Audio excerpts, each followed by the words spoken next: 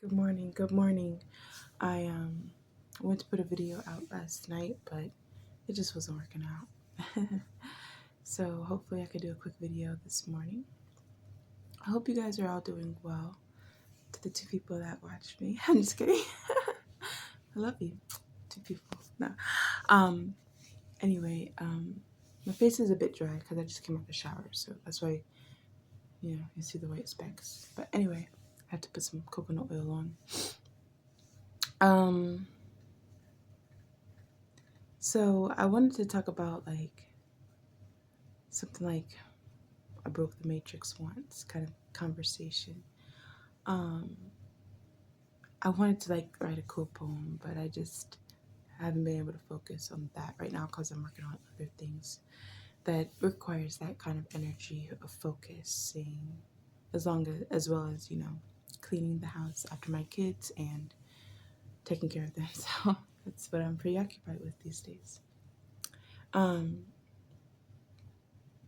but yeah, so I just wanted to start off talking about an experiment that most people, psychology background or not, most people have heard about the experiment where they wanted to see. I don't remember what year it was. I don't remember the details like this.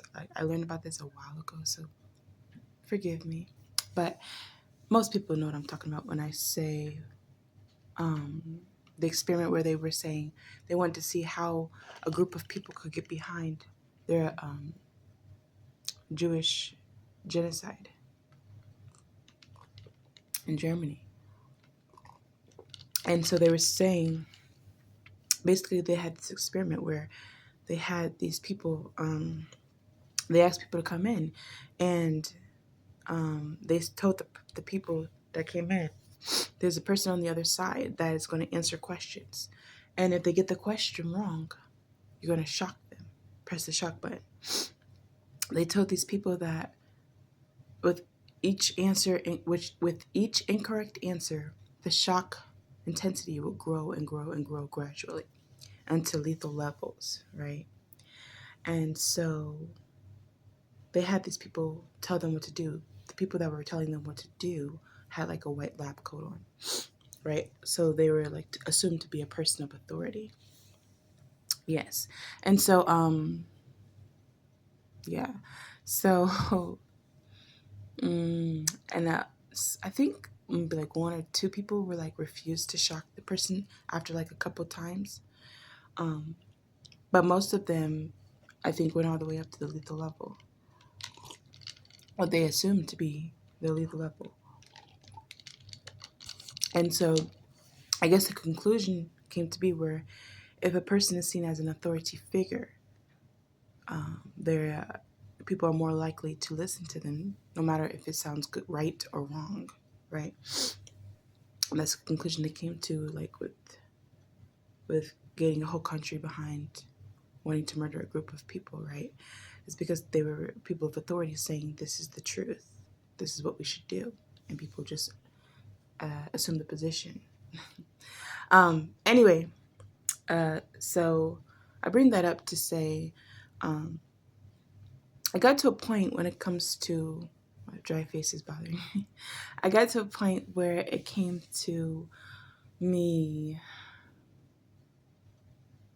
standing up for what I believe is the right thing to do with my children, right? When it comes to all things medical. um, and a couple of times, every time I avoid, the truth be told, for myself, I avoid dentists, I avoid doctors. So I used to have very bad depression where I didn't take care of myself.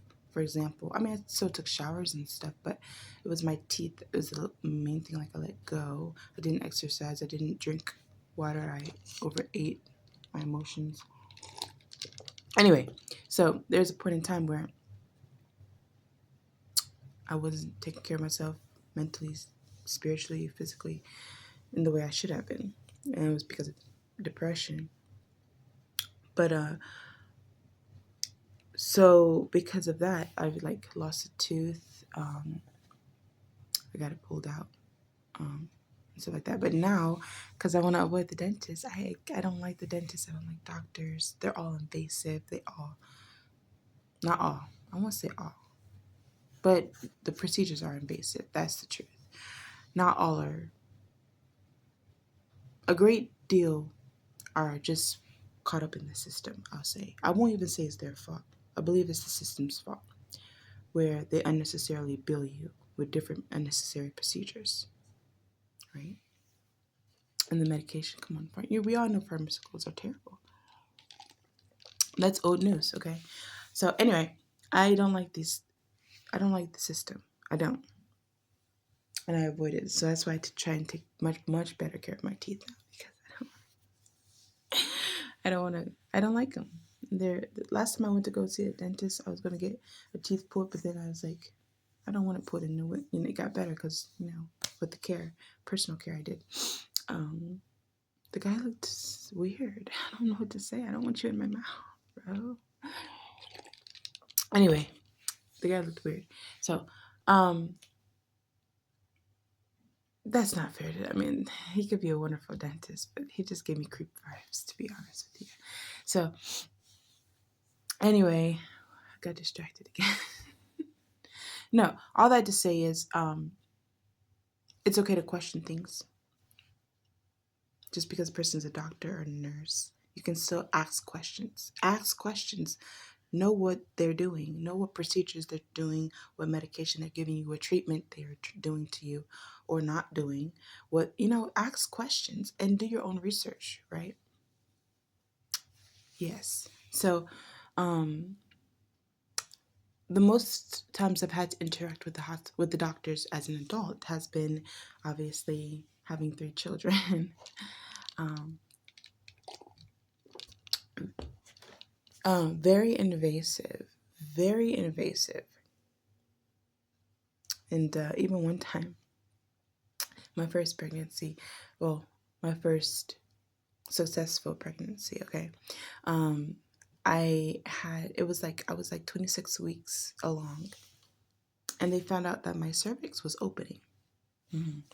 It's called incompetent cervix, and probably that's could be the reasons why I lost my other 2 children. I don't know, but anyway, so yeah, so at 26 weeks, it's a little bit late for that procedure to be done, where they tie your cervix, they stitch it up. Mm-hmm. So because of that, they had to make sure that, because my cervix was already opening or softened or something, opening, yeah, it was like 3 inches. Anyway, because of that, they had to go with a needle through my belly, and oh well, I just got the shower, that's through my belly, and poke a needle in there to get amniotic fluid out, which I think is not safe. And then I had to get it out earlier because coincidentally my amniotic fluid level was low. I put 2 together, but whatever. Anyway, moving on. She's healthy and strong and happy now. So, but anyway, and then also because it was later in the pregnancy, they usually put you to sleep, I guess, with that procedure, but they numbed me up and did it then. And it was a male doctor for this. He was a specialist for this. Apparently he makes really tight sutures or stitches. They all know him in the field in that area. It's hard for them to cut it, the stitches, apparently. I don't know. Anyway, he was weird. Like, I was awake and literally they have to prop your legs wide open, obviously, to get to the cervix. And the dude is sitting there talking about how great his work is afterwards. It's like, do I have to get the weird ones? No. And then he was explaining about a vagina, and it's like, I went to school, bro. Like, and I'm a woman. I know about a vagina. Okay. Anyway, it's funny. And like, he literally was like putting his hands together to explain the vagina and stuff. It was just like, I get it. Thank you. No, but he did a good job though. So he saved my baby. So God used him to help save my baby. So thank you. But it's just they're invasive, But so having babies has been why I've had to deal with them, you know. So with my second, they induced my pregnancy again, and unnecessarily. It was so my 2 cents, right? Who's asking for it? But I'm gonna give it. They induce a lot these days. I solely believe it's because of wanting to build more and convenience, right? It's inconvenient to have a baby come at any time. Doctor may be on vacation, nurses may be on vacation, people may be sick, blah blah blah blah blah. Scheduling, giving birth is convenient, quite convenient for the doctors and possibly for the patient as well, pregnant patient. But it's when you add more medicine, more things like that, I've read that induced pregnancies are correlated with, and it happened. I've seen it myself. It happened not with my second one, but with my first one. It makes the baby's heart rate irregular, right? And that was kind of scary. My first baby, I was like, and it took forever. But that's probably because it was the first time. But her heart rate was going high and low really quickly, and they say that is correlated with progesterone. So anyway, yeah. So anyway, they gave me the same medicine to induce labor, and they barely checked in on me. So much so that it was starting to get painful. It really was. And I was starting to really cry out. And I was telling Edwin to go get the nurse because I wanted an epidural.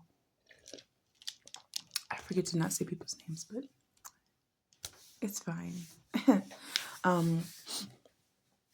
And so coincidentally, yeah, he got the nurse, and the nurse came in, and I was talking about getting an epidural, but her head was out already.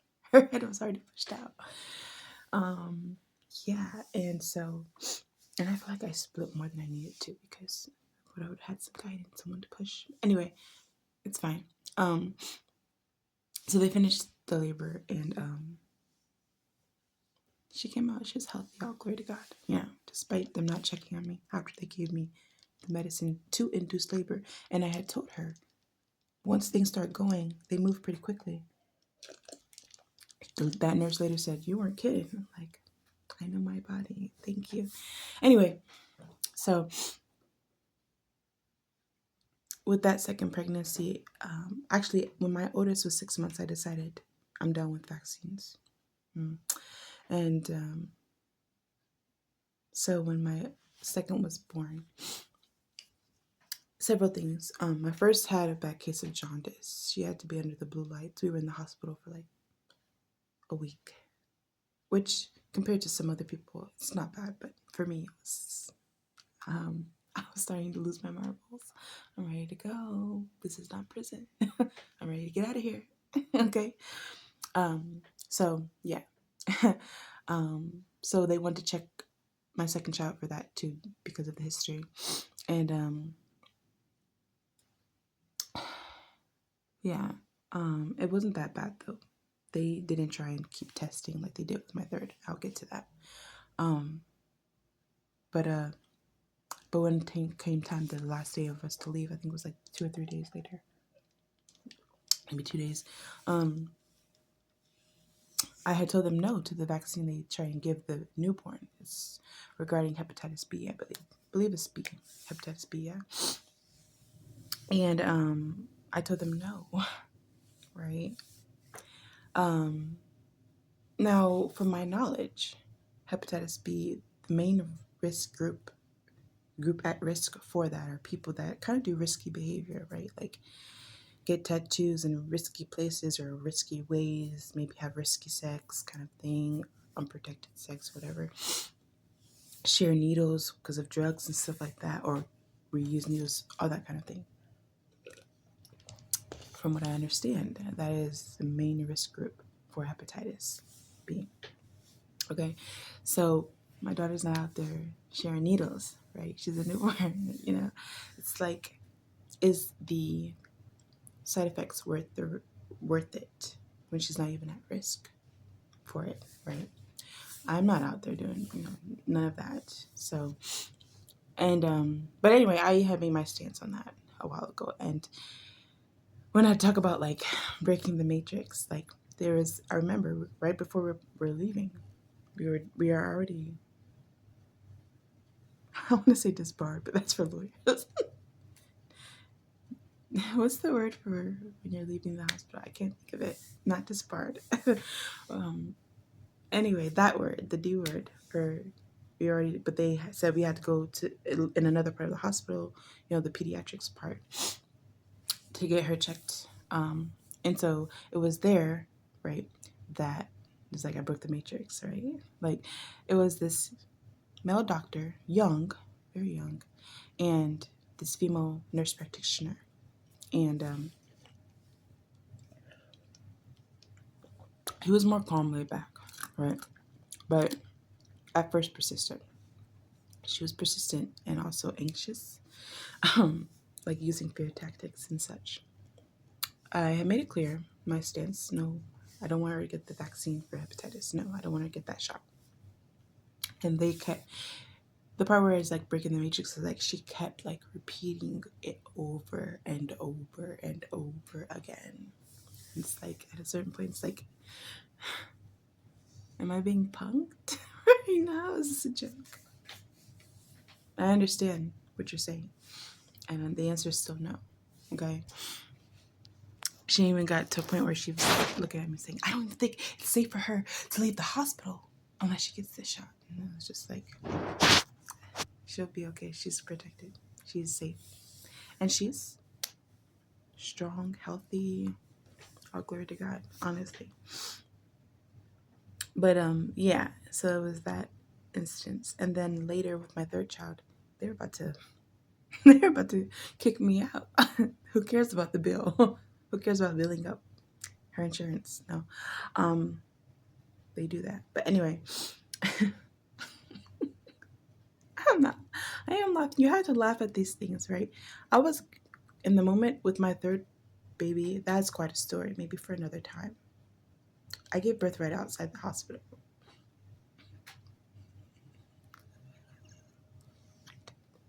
I almost gave birth at my aunt's house where I am now. Yeah, I did. I was like, I woke up in the middle of the night. Actually, my middle child, very intuitive. I don't even want to say that because I don't want her to be targeted. But anyway, she's very smart.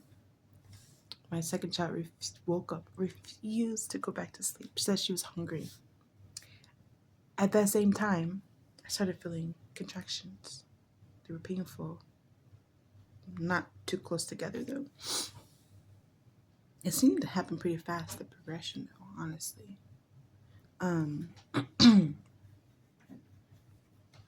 So she asked for a snack, and so I made her toast with cream cheese. She didn't even eat it. She just kept being awake. And I'm like, please go back to sleep. I'm in pain. And I remember calling because I'm like, I'm calling. I think I'm in labor. And the woman, okay, you gotta laugh. This woman's like, well, I think if you can talk through it, then you're probably not in labor. I don't know if those were the faces she made, but that was the voice. Okay. Fast forward like 30 minutes later, I was in pain. I was in pain. And like, the hospital's like 12 minutes away. Imagine 12 minutes. I gave birth right outside the hospital. Okay, that 12-minute drive. If I didn't go then, like I was waiting. Yeah, so I asked my aunt, or she called my grandma and my mom, and they came over. My grandma was driving, my mom was in the back seat. I was in the passengers, and I just remember like having to just remembering myself to breathe, and I had the window down. That breeze was the only thing that was saving me in that moment. I was in so much pain. And then we got to the hospital, but it was like dead. Like there was nobody there. It was the wrong part. It wasn't open on that part. I got out the car. I was in so much pain. And my mom got out after me. And just the thought makes me a little bit nauseous. I'm actually feeling a little bit nauseous this morning. Anyway, my period. So, but anyway, I said, "Mom, catch her," and I screamed, and she came out, and my mom caught her. Glory to God, you know. I remember getting back in the car. I asked my mom to get the blanket. I packed. Yeah. And my grandma, I remember her hand. She was just shaking. She was trying shaking. That she was like in awe, I guess, or I don't know what it was. But and then we drove to a different part of the hospital, and then I came out the placenta at the bottom of my pants. It's gross. But anyway, yeah, I came out. Or they all came rushing towards me with the wheelchair, and just like they were all excitable. And it was so weird because they brought me to the emergency part at first, and I'm trying to inject my baby. Like she literally had this injection in her hand. Like I'm like, oh no injections. She's like, oh, you sure? You sure? Yes, I'm sure. Anyway, and then, but the part where they were going to kick me out no matter what, no, we weren't vibing. Later, when they kept checking for the bilirubin in her blood, right? That's what they call it when it comes to jaundice, right? Because of my oldest daughter's case of jaundice, they kept checking. That was their excuse, right? Let me ask you if this makes sense to you. Please, no, I hope no doctors or nurses. Oh, go ahead. Because, anyway, I'm thinking out loud, my bad. So, moving forward, so they had this like light skin test, some kind of light they do on the skin. It's like a little machine, like looks like a scanner, like at a grocery store scanner almost. So they scan and there's like light flashes against the skin, and they check the bilirubin with that. That's the first test, but apparently it's not as accurate. So they also like to prick the foot. I guess that's the place they do for babies. They prick the foot to get blood, and then do a blood test to check the bilirubin in the blood. Okay, so it had been a couple instances of that, because the bilirubin level can grow higher after birth, right? But there's a certain amount of bilirubin that's reasonable, within reason, right? That's not a scary level, I guess, right? So that's the reasoning for checking over and over and over and over and over and over and over again, right? But my thing is, if the skin test comes back normal, why do the blood test? Okay, because it's more accurate, right? Okay, well then just do the blood test. But if that's coming back normal, why would the next day you do the skin test and then do the blood test again? Then, like, it doesn't make sense. So at a certain point, after like maybe the third time of them doing this, I said, why are you doing this again? The phlebotomist was, but like, I didn't like call her name. I did get, I'm sorry, my Leo anger did come out, because I don't play with my babies. Like, don't mess with me. Like, you're pricking her foot for no reason. I don't like it. Okay, it's nonsensical. I don't know if that's the right word. It makes no sense. It didn't make any sense. It didn't then, and it doesn't still now, to me. Especially if everything's coming back within reason. The levels of bilirubin. Anyway, the woman was like, this is for the baby's good. And I said, just do your job. That's quite rude. I understand. I was heated. And I should have been more respectful, because she was just doing her job. But anyway, I'm sorry, I'm not a perfect person. And so, because of that, this young nurse, sorry, no, I'm sorry, not nurse, this young doctor, pediatrician, she thought she was going to show me I'm a fool. Little did she know, God speaks to me. He does. And I'm not trying to be like prideful, but it's like people will look at me and think I know nothing, think I'm stupid, you know? And she came down, tried to explain how things work. And I can't even remember what I told her. It's been several times where like, it's like as if God's whispering in my ear what to say to medical officials, you know, medical professionals. And it's like, he gives me the right words to say so that these people understand that I have an understanding of the situation and that I'm serious. Because they can't argue it, whatever I say. They can't argue it, they can't rebuttal it. They just have to accept, you know. And like I said, I wish I would have had this. I wish I had those details to remember exactly what I had said to her, for her to back down, you know. And then even they brought an older lady who was like the official pediatrician or something. It's like trying to intimidate me. Like it's not going to work, right?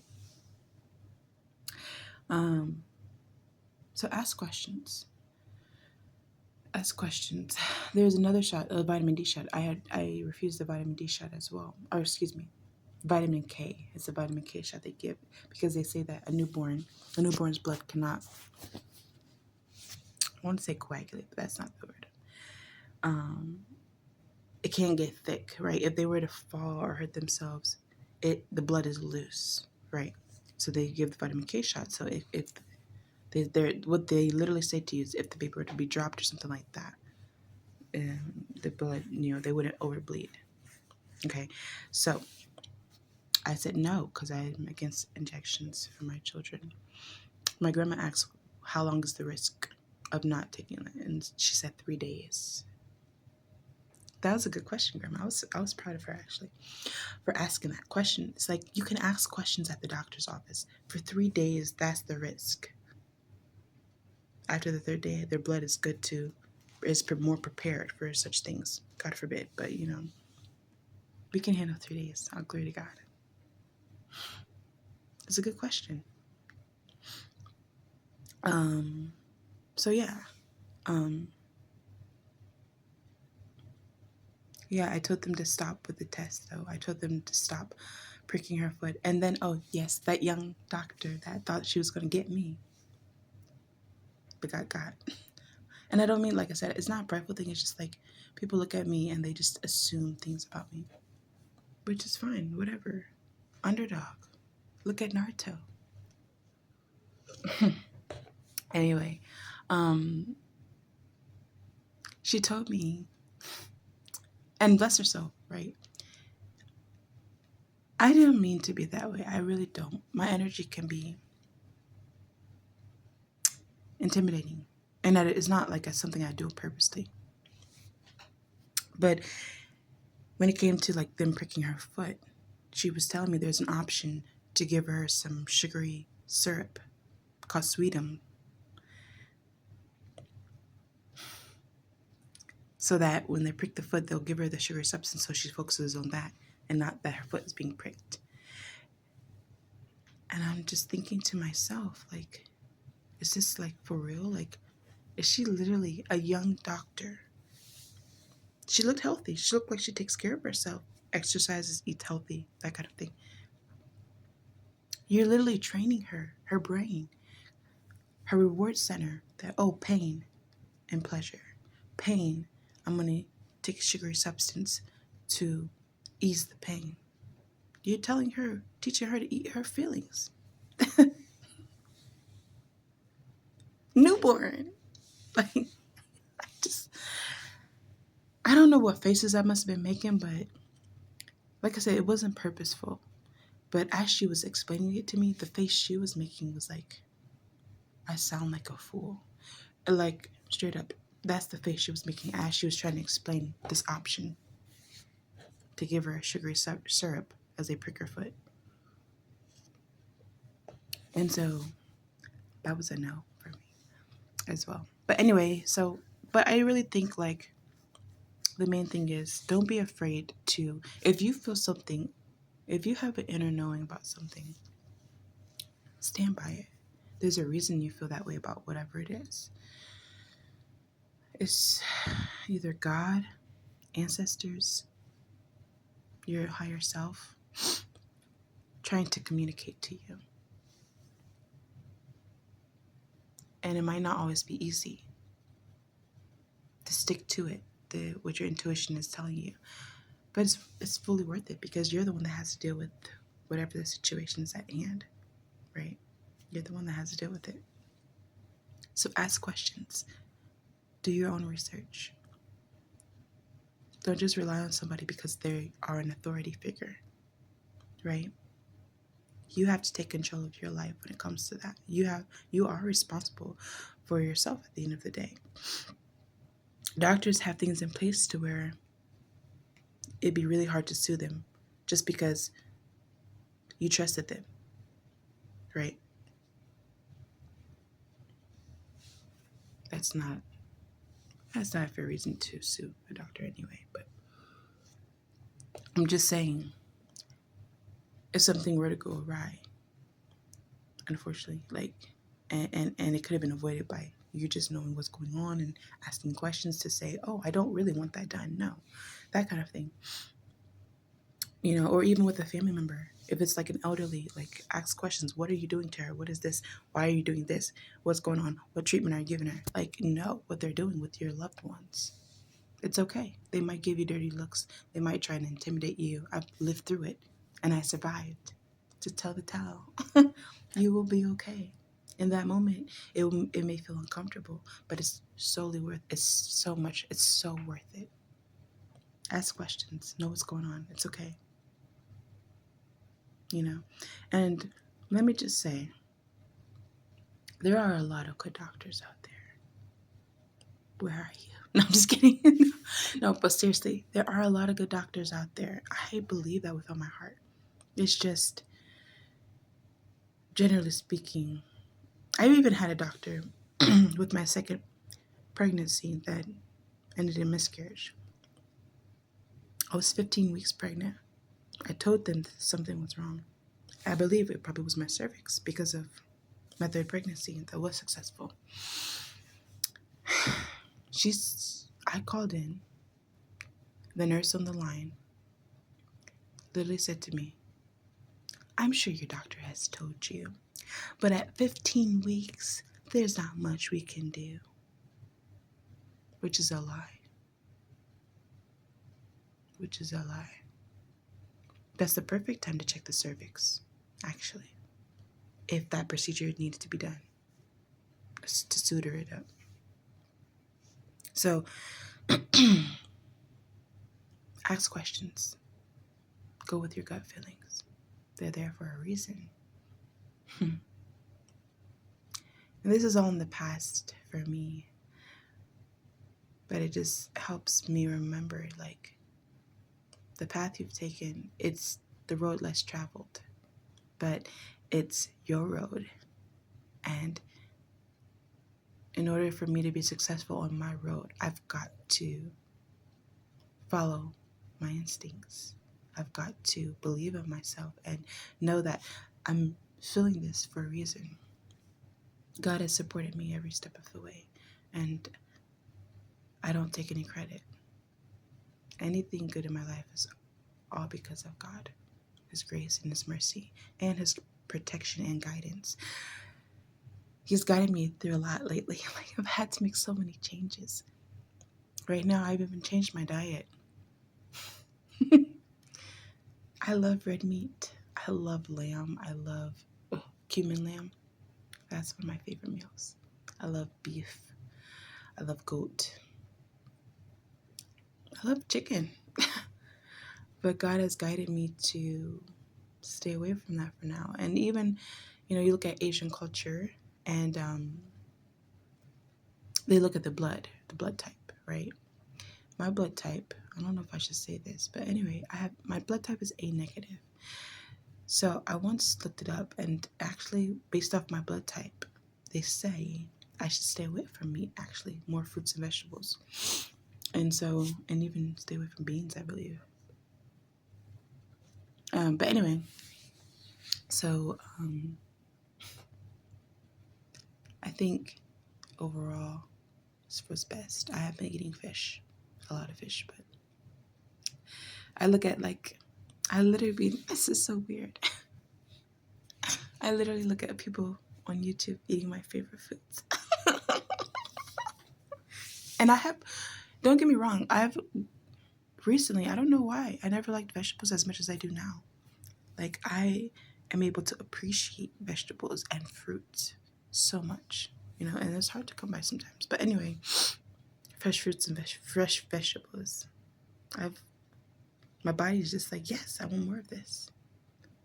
And yeah, so my point is just trying to be obedient with everything God is leading me to and away from, even. And there's something kind of freeing about like letting God take the lead in my life. Even like walking away from a 9-to-5 job, a job that I loved, but it was becoming kind of toxic in my life. I still think about my clients that I had, sweet children. Yeah. There's something really special about working with children with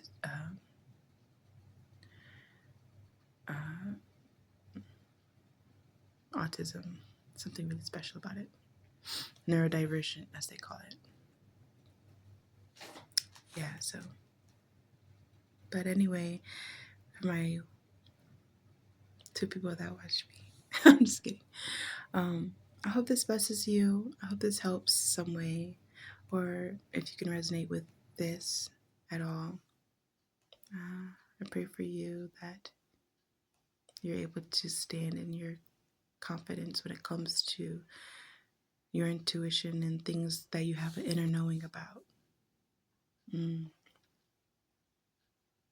Even when it comes to things like needing to change your diet or whatever. All right. God bless.